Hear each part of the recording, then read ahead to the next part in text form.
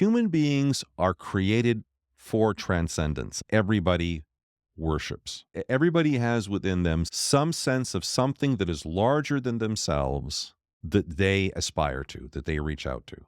We always know the things that we truly worship because they are the things that we will always say yes to at the expense of everything and everyone else. All worship involves sacrifice of time, sacrifice of resources. All worship involves an offering.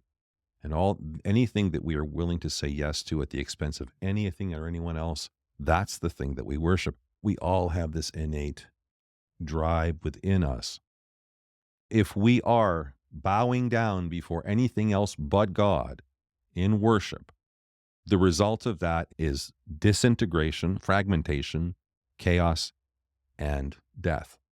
And indeed, if we look at Romans 1, we see that the whole reason we are in this mess that we are in is because humanity refused to worship God.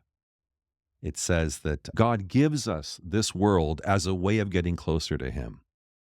By reflecting on the created world around us, we should be able to commune with God. And He says, therefore, we are without excuse.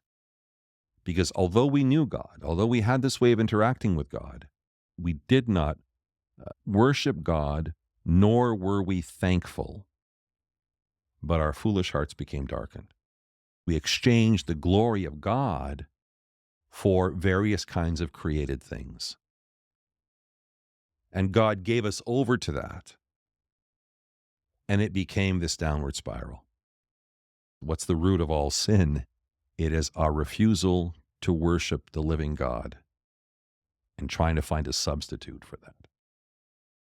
The thing is that there is only one place, there's only one object of worship that is authentic and that is life-giving. All the other ones end up taking life from us. We don't worship God because He needs it or because He's lonely and needs us in any way to do anything for Him. We do not worship God because God needs our worship. We worship God because we have within us this fundamental need to worship. When you ask the question, okay, what are we doing here? Why are we here? What is our purpose here? The main answer, regardless of all the specific answers that we can have in all the different people in all the world, right? There's all sorts of specific answers, but then the general answer is we are all here to praise and worship God. This is the fundamental act that every human being is called to, and even beyond that we're called to, it is something that we need to do. When we talk about the essence of worship is not just about getting together and saying a few prayers and singing a few hymns, but that what we do when we worship is a highly intense, condensed, and focused version of what we should be doing every day of our lives. We live our entire lives seeking to follow God's will, seeking to fulfill the two great commandments to love God and love our neighbor as ourselves, and to always walk with this awareness that we are in the presence of God. The Psalms say, I can't go anywhere that you are not. So if all worship is for us is to go to church on Sunday, and that's our God time, and then we leave that all behind and have our whatever world time, me time, whatever time we want to call it, that is not authentic worship.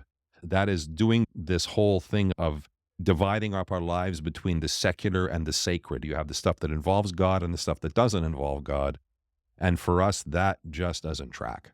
Our entire life needs to involve God. In fact, if you go to an Orthodox service, you will hear over and over again an invitation, which says, remembering the example of the saints, chief among them Mary, but remembering the example of the saints, let us also commit our entire life to Christ. So what we do when we worship, we are able to do in an authentic way because we are also trying to apply the same kind of spiritual dynamics every other day of our life.